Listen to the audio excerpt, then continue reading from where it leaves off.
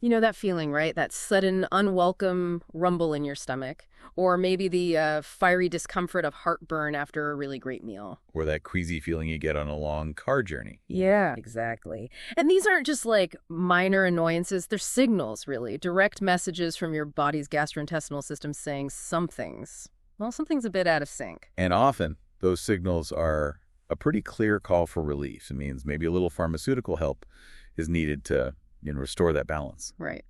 So today we're diving deep into the fascinating world of medications designed to bring calm and comfort back to your gut.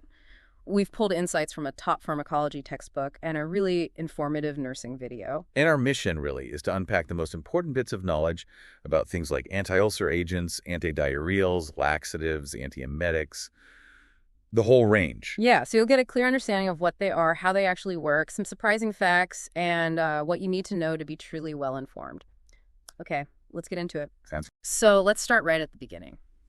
Inside the stomach, understanding this is absolutely key to taming what we sometimes call the fire within, especially with things like ulcers. Definitely. Your stomach has these incredibly specialized cells, and they each have a very specific job. Like the parietal cells. Right. The parietal cells produce hydrochloric acid, HCl, which breaks down food, and also intrinsic factor, which you need to absorb vitamin B12. Okay. And then there are the chief cells. Yep. They secrete pepsinogen. Yeah. And when that hits the acid, it becomes pepsin, which is a powerful digestive enzyme. And protecting all that action, you've got the surface epithelium cells making this, like, thick mucus coating. It's like the stomach's own shield, isn't it? It really is. But the problems start when that balance, the balance of secretions gets thrown off. Right, and that's when you see these common hyperacidity disorders. Precisely. Like GERD, gastroesophageal reflux disease. Most people know it as heartburn or indigestion, maybe sour stomach. Yeah. That's basically when too much stomach acid flows back up into the esophagus. Ouch. Yeah, I think a lot of us know that feeling. And then there's peptic ulcer disease, PUD. That sounds more serious. It is more serious. It's an actual breakdown of the GI lining by pepsin and HCl. Yeah. It leads to open sores, ulcers in the stomach or the duodenum, the first part of the small intestine. And these can cause really dangerous bleeding. Wow. And then you have rare conditions like Zollinger-Ellison syndrome, where the body just makes way too much acid. Okay. And also, we see a lot of stress-related mucosal damage, especially in hospital settings. That can lead to PUD quite quickly, actually. So often, preventative meds are given. So if that's the problem set, how do we tackle it? Let's talk about the anti-ulcer drugs. First up, histamine 2 receptor antagonists, H2 blockers. Right, like ranitidine and famotidine. Those are common ones. And how do they work? Well, their mechanism's pretty neat. They block specific H2 receptors in the stomach lining. These receptors normally tell the parietal cells to make acid, so blocking them effectively reduces gastric acid secretion, kind of like hitting the dimmer switch on acid production. Gotcha. And they're used for GERD ulcers. Yeah, GERD, duodenal, and gastric ulcers, and that Zollinger-Ellison syndrome, too. Generally, the side effects are pretty minimal, maybe headache, some GI upset. I heard a good memory tip for these, the cimetidine ending, like dine. So if you take your ranitidine, or dine, it helps your stomach feel better when you dine. Ah, that's a good one. Yeah, and famotidine, for example, you can get it over the counter, but it's also used IV in hospitals. It's considered pretty safe, even for babies under 1 and for older adults. Okay.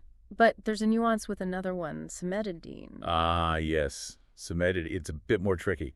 It has a higher risk of drug interaction, especially in the elderly.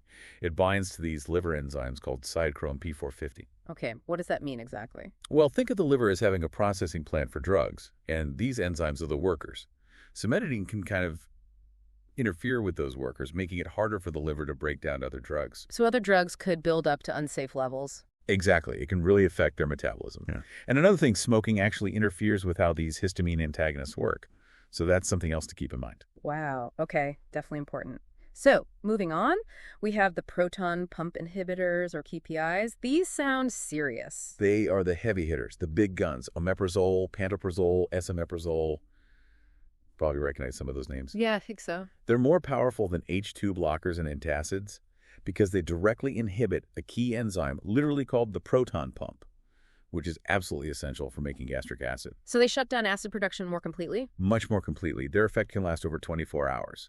So they're used for the same things as H2 blockers, GERD, ulcers, Zollinger-Ellison, but also really importantly, in combination with antibiotics to treat H. pylori infections. Ah, the bacteria that causes a lot of ulcers. Exactly. H. pylori is a major cause of duodenal ulcers. Now, side effects. Initially, you might get some GI upset, maybe an increased risk of C. diff infection. Yeah. But the really interesting part, and maybe concerning part, comes with long-term use. Okay, I was waiting for this. Because they are so effective, but you hear whispers about long-term problems. That's right. Widespread chronic use has revealed some potential downsides. We're talking increased risk of bone fractures, so osteoporosis. Really? Yeah. Also, deficiencies in certain nutrients, zinc, magnesium, B12, potential for acute kidney problems, even a condition called acute lupus erythematosus, and an increased risk of pneumonia. That's quite a list. It's not trivial stuff. Not at all. So while they're incredibly effective, this highlights the trade-offs. Long-term use really needs careful consideration and discussion with your doctor. It sounds like you need to weigh the benefits against these potential risks, maybe look at monitoring supplements. Absolutely. And maybe explore if lower doses or alternative strategies could work. Being truly informed means understanding both sides. The memory tip here is the praz in the middle. I want to praise you for taking your anti-ulcer meds. But maybe praise with a side of caution. Exactly. Praise with caution and ongoing monitoring. Okay. Next up, mucosal protectants. Sucralfate is the main one here. That's the one. Sucralfate's pretty unique. It reacts with the stomach acid and forms this thick, sticky paste. Like a bandage. Kind of like a liquid bandage, yeah. It adheres directly to the ulcer crater, protecting it from more acid, pepsin, bile salts.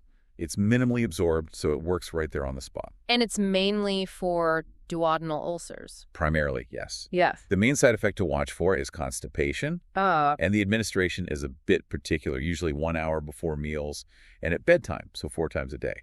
And because of the constipation risk, you really need to encourage patients to increase their fiber and fluid intake. Got it. And the memory tip. Sucralfate gets sucked down into ulcers. It's pretty visual. It really is. Okay, then we have antacids. These are the ones most people reach for first, right? Like Tums or Rolaids. Often, yes. Things like aluminum hydroxide, calcium carbonate, magnesium hydroxide. Many formulations also add simethicone to help with gas. And they just neutralize the acid. Basically, yes. They neutralize the existing gastric acid, raising the stomach's pH. And raising the pH also helps inactivate pepsin, that digestive enzyme. They're used for PU and GERD, offering quick temporary relief. But they have different side effects depending on what's in them. Right. Aluminum and calcium-based ones, like aluminum hydroxide or calcium carbonate, tend to cause constipation. Okay. Whereas magnesium hydroxide often causes the opposite, diarrhea and stomach cramps. And calcium carbonate. I heard something about rebound hyperacidity. Yeah, that can happen when you stop taking it. Your stomach might actually produce more acid for a bit, and it can cause hypercalcemia, high calcium levels. So people with kidney disease need to be careful. And you called antacids fussy. Why fussy? They're fussy because of timing. You should never take them at the same time as other medications. Oh. No. You need to leave a gap at least 1 to 2 hours before or after other meds. They can bind to other drugs and really mess with their absorption, making them less effective. That's crucial. Timing is everything. Okay, last one in this anti-ulcer group. Prostaglandins. Misoprostol. Misoprostol does 2 things. It decreases stomach acid secretion, and it increases the production of protective mucus and bicarbonate in the stomach lining. Okay, so dual action for protection. Yes, but here's the big twist. It also causes uterine contractions. Oh, wow. So its main use is actually to prevent gastric ulcers in patients who are taking NSAIDs long-term, like ibuprofen or naproxen, which can be really harsh on the stomach. All right. But because of the uterine contractions, it can also be used off-label to induce labor by ripening the cervix. Fascinating. Side effects? Dysmenorrhea, painful periods, and general GI upset. But the uterine effect leads to a really critical warning. Well, let me guess. Pregnancy. Absolutely. Yeah. Misoprostol has a black box warning. It's abortifacient. It can cause miscarriage, premature birth, and birth defects. So any woman of childbearing age who might be prescribed this for ulcer prevention must have a negative pregnancy test first. It's non-negotiable. That is incredibly important. The memory tip for this one. It's a bit stark, but effective. When you're pregnant, miso soup is okay. Misoprostol is not. Definitely drives the point home. Okay, let's shift gears now. We've talked about managing acid and ulcers. Let's move down the tract and talk about flow, or lack thereof, antidiarrheals and laxatives. Right, restoring balance in the bowels. It starts with the large intestine, which does an amazing job absorbing water, about 90% of it from waste to form stool. And when it absorbs too much water, That's constipation. You get hard, dehydrated stool. Straining to pass it can be risky for certain folks recovering from surgery or with hemorrhoids or cardiovascular issues. and the opposite, not enough water absorption. That's diarrhea, soft, non-formed, or liquid stool. Clinically, we define diarrhea as passing 3 or more loose or liquid stools per day. Okay. And what causes diarrhea? Oh, lots of things. Bacteria, viruses, think flu, norovirus, rotavirus, parasites, certain medications like antibiotics or those magnesium antacids we mentioned, food intolerances, diseases like Crohn's or irritable bowel syndrome, IBS. The main danger, especially for the very young and the elderly, is dehydration, which can happen fast. So how do we treat it? Let's talk antidiarrheals, adsorbents first, like Pepto-Bismol. Exactly. Bismuth subsalicylate. Adsorbents work by coating the walls of the GI tract. They kind of glom onto the bacteria or toxins causing the problem, helping to eliminate them. They also reduce inflammation and slow down fluid loss into the bowel. The famous side effect is the black tongue, right? Yeah, harmless, but definitely startling. More importantly, though, avoid it if you're allergic to salicylates, like aspirin, or taking other salicylate products. And don't use it if you have an ulcer, a bleeding issue, or bloody black stool already. And the huge warning for kids and teens. Critical. Children and teenagers recovering from chickenpox or flu-like symptoms should never use it because of the risk of Ray's syndrome. That's a very serious condition affecting the brain and liver. Wow. Always good to be reminded of that. And you should call a doctor if it lasts more than 2 days, or if there's fever or ringing in the ears. Correct. Don't let it go on too long without checking in. Okay. Next class, antimotility agents. These slow things down. They do. You have anticholinergics, like hyoscyamine. Yep. They work on the smooth muscle of the gut to slow down peristalsis, the contractions that move things along, and they also decrease some gastric acid secretion. Side effects would be typical anticholinergic ones. Dry mouth, constipation. Exactly. Dry mouth, constipation, maybe blurred vision, confusion, especially in older adults, dizziness, drowsiness too. And they're contraindicated, shouldn't be used if someone has glaucoma, myasthenia gravis, or paralytic ileus where the bowel isn't moving properly anyway. Makes sense. And the other type of antimotility agent, opioid-like. Right, like loperamide, brand name Imodium. It's chemically related to opioids but causes fewer CNS effects like drowsiness or euphoria usually. It mainly works by slowing bowel movement and reducing fluid and electrolyte flow into the bowel. Okay. Side effects, constipation again. Can be, yes. Also abdominal discomfort, nausea, vomiting, dizziness, sometimes allergic skin reactions. Right. But there are 2 very serious warnings with loperamide. Okay. First, do not give it to a child under 2. There's a risk of serious breathing and heart problems. Wow. Under 2, none at all. Correct. And second, taking more than the recommended dose, even for adults, can cause a potentially fatal abnormal heart rhythm. People sometimes misuse it in high doses, and it's incredibly dangerous. That's terrifying. Shows even over-the-counter meds need respect. Absolutely. Always follow the label. Okay. And the last category for diarrhea, probiotics, like lactobacillus. Yeah, the good bacteria. Probiotics help replenish the normal gut flora, especially helpful if antibiotics have disrupted it. They're used for prevention and treatment of diarrhea. Side effects are usually mild, gas, bloating. Generally, yes. Yeah. They're considered quite safe, even for kids. They're more about supporting the body's natural balance. All right, let's flip the script. Constipation. What are the go-to medications, the laxatives? Well, first, remember, constipation is usually defined as like 3 or fewer bowel movements a week, hard or lumpy stools, difficulty passing them. And causes range from diet and lack of activity to meds and medical conditions. Exactly. Lack of fluids or fiber, inactivity, recovery from anesthesia or opiates, side effects from things like narcotics, certain antacids, anticholinergics, lots of causes. Treatment's always individualized, and lifestyle changes often help first. But when you need meds, first up, fiber supplements, psyllium, Metamucil. These are bulk formers. They add bulk to the stool, which helps it absorb water and makes it easier to pass. Key thing is administration. Mix it with a full glass, at least 8 ounces of water or liquid, and drink it right away. Why right away? If it sits, it thickens, and taking it without enough liquid is actually a choking hazard. Oh, wow. Okay. Onset is usually 12 to 72 hours. And like antacids, timing matters. Take it at least 2 hours apart from other meds because it can affect their absorption. Side effects are usually just bloating or cramping. Then stool softeners, Docusate, Calais. These don't stimulate, right? Correct. They don't make you go, they just make it easier to go. They work by drawing water and fats into the stool, softening it. Onset is similar, 12 to 72 hours. Can cause some cramping or nausea sometimes. Okay. Osmotic agents, like milk of magnesia or Miralax. These work by drawing water into the colon, keeping it with the stool. This increases fluid in the bowel, stimulates movement, and softens the stool. Miralax, polyethylene glycol, usually works in 1-3 days. Side effects can be diarrhea, cramping, and, if overused, electrolyte imbalance or dehydration. Lubricants, like mineral oil enemas. Yeah, these coat the stool to help seal in water, making passage smoother. They work fast, usually 2 to 15 minutes for an enema, can cause cramps, bloating, or diarrhea, and potentially irritate the anal area or interfere with absorption if used long-term. Stimulants.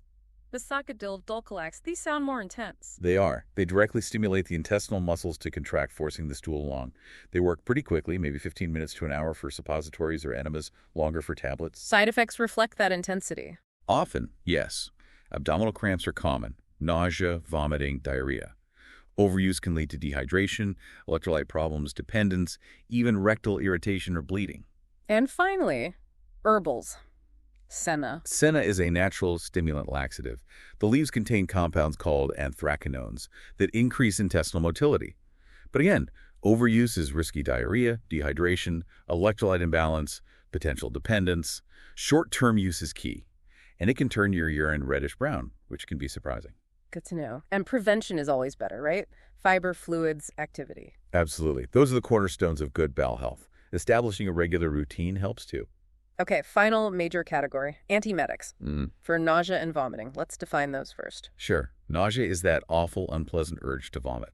Vomiting, or emesis, is the actual forceful expulsion of stomach contents. And causes are all over the map, aren't they? Totally. Morning sickness, stomach bugs, gastroenteritis, migraines, motion sickness, food poisoning, chemo side effects, GERD, ulcers, bowel obstruction, poisoning, even problems in other organs can trigger it. When should someone definitely seek medical help? You should contact a provider immediately if vomiting lasts more than 24 hours, if there's blood in the vomit, that's called hematemesis, or if there's severe abdominal pain, a severe headache with a stiff neck, or signs of dehydration like dry mouth, dark urine, dizziness. Got it. No, the brain's role here is huge, isn't it? The vomiting center and the CTZ. It's fascinating, really. The vomiting center, or VC, is in the medulla, deep in the brainstems, like the command center that triggers the act of vomiting. But it gets signals from elsewhere. Exactly. A key player is the chemoreceptor trigger zone, the CTZ. It's in a special spot called the area postrema that isn't protected by the blood-brain barrier. Meaning it can directly sense things in the blood? Precisely. It can detect toxins, drugs like chemotherapy agents, or substances released during anesthesia or from opioids directly from the bloodstream and send signals to the vomiting center. Ah, that explains post-op nausea or chemo-induced nausea. Right. And the CTZ also gets input from the vestibular system, the inner ear balance center, which is key for motion sickness. Okay. And from the GI tract itself, if something's irritating it. Even from the higher brain centers, the cerebral cortex smells, sights, tastes, even strong emotions or pain can trigger nausea via the VC. Antiemetics work by targeting the neurotransmitters involved in these different pathways. It's a complex network, so let's look at the drugs that target it. Anticholinergics, like scopolamine, often used for motion sickness. Yes. Scopolamine blocks acetylcholine receptors, primarily in that vestibular pathway, but also in the brain. This helps prevent those motion sickness signals from reaching the VC. It also reduces GI secretions and muscle spasms. The patch seems common, applied behind the ear. Yep, the transdermal patch. Applied to a hairless area behind the ear, delivers a steady dose over about 3 days. For surgery, usually apply the night before and remove 24 hours after. Important points about the patch. Oh, definitely. Only wear one patch at a time. Do not cut it. And this is crucial. Remove it before an MRI. The patch has an aluminized layer that can cause skin burns during an MRI. Wow, good to know. Also, wash hands thoroughly after handling it. If you touch your eyes, it can cause blurred vision. Side effects include dry mouth, constipation, blurred vision, confusion, memory issues, especially in older adults, and it can worsen psychosis or trigger seizures. Definitely impairs driving ability. Lots to consider for a simple patch. Okay, antihistamines like meclizine, also for motion sickness. Often, yes. Meclizine blocks H1 histamine receptors in the vestibular center and might block some acetylcholine too, usually take it about an hour before travel. Side effects are similar. Drowsiness. Yeah, drowsiness is common, plus dry mouth, blurred vision, constipation. It's generally contraindicated if you have glaucoma or an enlarged prostate. And definitely avoid alcohol or other sedatives. They'll make the drowsiness much worse. Okay. Dopamine antagonists. Prochlorperazine. These block dopamine receptors, mainly in that chemoreceptor trigger zone, CTZ. This helps calm the signaling to the vomiting center. They might block some acetylcholine too, used more broadly for nausea and vomiting. Side effects. Drowsiness again. Drowsiness, also restlessness, dry mouth, constipation, and importantly, movement disorders, especially with long-term use, things like tardive dyskinesia. Urine might turn pinkish brown. And critically, it's contraindicated in kids under 2 or under 20 pounds. Avoid alcohol, other CNS depressants, and be mindful of increased photosensitivity. Okay. Prokinetics, metoclopramide. These actually promote movement. They do. Metoclopramide blocks dopamine, but it also seems to sensitize tissues to acetylcholine. This encourages peristalsis, helping to empty the stomach and upper GI tract, which can reduce nausea. It works fast? Very fast, depending on the route. 4V is like 1-3 minutes, IM 10-15 minutes, oral 30-60 minutes. Effects last maybe 1-2 hours. When shouldn't you use it? Big warning. All right. Don't use it as stimulating GI motility. Could be dangerous, like if there's a suspected hemorrhage, obstruction, or perforation. Also contraindicated in pheochromocytoma or epilepsy. Side effects include drowsiness, restlessness, those movement disorders again, and a risk of depression and suicidal thoughts with long-term use. That link to depression is concerning. Really shows the brain-gut connection. It really does. The neurotransmitter systems are so interconnected. Okay, next big class, serotonin antagonists. Ondansetron, Zofran, is probably the best known. Ah, yes. Very common for chemo nausea and post-op nausea, right? Exactly. And also for severe morning sickness, hyperemesis gravidarum. Ondansetron blocks serotonin receptors, specifically 5-HT3 receptors in the GI tract, the CTZ, and the vomiting center.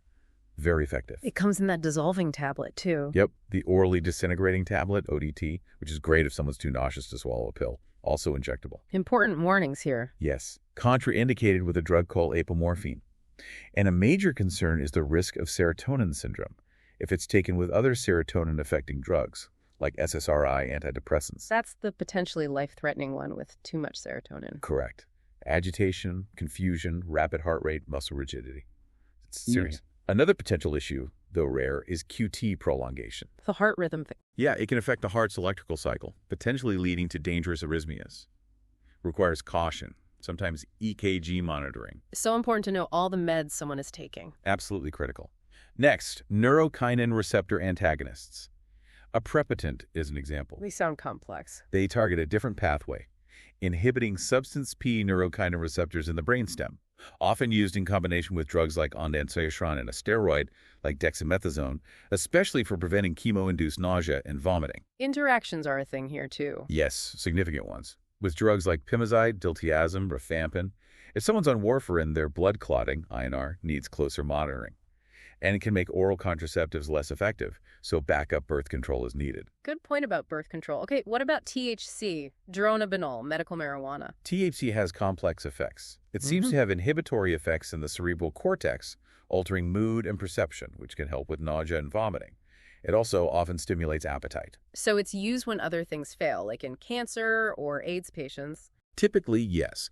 Side effects are related to its psychoactive nature relation, heightened senses, maybe laughing, but also impaired memory, concentration, coordination, anxiety, paranoia. It can be habit-forming. And the big warning. Do not drive, operate machinery, or do anything hazardous. Use very cautiously in the elderly, who can be more sensitive. Makes sense. Finally, any herbal or vitamin options? Ginger is well known as an antiemetic. The exact mechanism isn't fully clear, but studies support its use. Up to 2 grams a day, usually in divided doses like 250 milligrams, is considered safe, even during pregnancy. Might cause reflux or heartburn, and theoretically could increase bleeding risk slightly due to mild anticoagulant effects. And vitamin B6. pyridoxine, vitamin B6, is often recommended first line for nausea and vomiting in pregnancy, usually 10 to 25 milligrams every 8 hours, generally very safe with minimal side effects. And we shouldn't forget the simple stuff, right? Never. Simple, non-pharmacological tips can be incredibly helpful. Sipping clear liquids, eating bland foods like crackers or toast, having smaller, more frequent meals, avoiding strong smell. Eating crackers before getting out of bed for morning sickness. That's a classic for a reason. Sometimes the basics work wonders. Wow. We have certainly covered a lot of ground today, navigating the whole landscape of GI meds from controlling acid and managing bowels to tackling nausea. Hopefully you listeners now have a much deeper understanding of how these common drugs work. Yeah, the science behind them is pretty amazing when you break it down. So here's something to think about. Knowing how interconnected our gut is with our overall well-being and understanding how these meds target specific processes like acid secretion or motility, or even neurotransmitters in the brain. What new possibilities does this open up? Like for managing chronic conditions, maybe, or even just improving daily quality of life. And how might this deeper understanding influence where drug development goes next, aiming for even more targeted, safer options? Exactly. What really stood out to you today? Hopefully this deep dive empowers you to have more informed conversations about your own health and understand the tools available to support your digestive comfort.